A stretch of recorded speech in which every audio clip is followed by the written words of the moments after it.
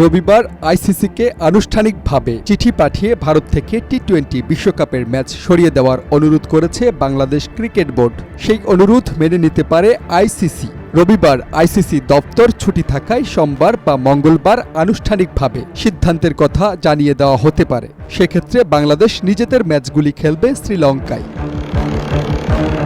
ক্রিকবাজ website জানিয়েছে শ্রীলঙ্কার কোনো একটি স্টেডিয়ামে ম্যাচগুলি দেওয়া হতে পারে। বিশ্বকাপের সূচি অনুযায়ী সব ম্যাচই ভারতে খেলার কথা ছিল বাংলাদেশের। তার মধ্যে 3টি ম্যাচ কলকাতার ইডেন গার্ডেন্সে এবং অপর ম্যাচ মুম্বাইয়ের ওয়াংখেড়ে স্টেডিয়ামে। ভারতের বর্তমান পরিস্থিতিতে বাংলাদেশ দলের নিরাপত্তা ও সুরক্ষার কথা ভেবে সরকারের পরামর্শ মেনে বিসিবি সিদ্ধান্ত নিয়েছে, জাতীয় দল ভারতে বিশ্বকাপ খেলতে যাবে না। ক্রিকেটার, সাপোর্ট স্টাফ, বোর্ড সদস্যের কথা মাথায় রেখে যে এই সিদ্ধান্ত তা স্পষ্ট জানিয়ে দিয়েছে বিসিবি। উগ্র হিন্দুদের দাবির মুখে শনিবার আইপিএল থেকে মোস্তাফিজুর রহমানকে বাদ দেওয়ার পর থেকেই পরিস্থিতি জটিল হতে শুরু করে। বাংলাদেশের অন্তর্বর্তী সরকারের ক্রীড়া উপদেষ্টা আসিফ নজরুল কঠোর অবস্থান নেওয়ার কথাও জানিয়ে দেন।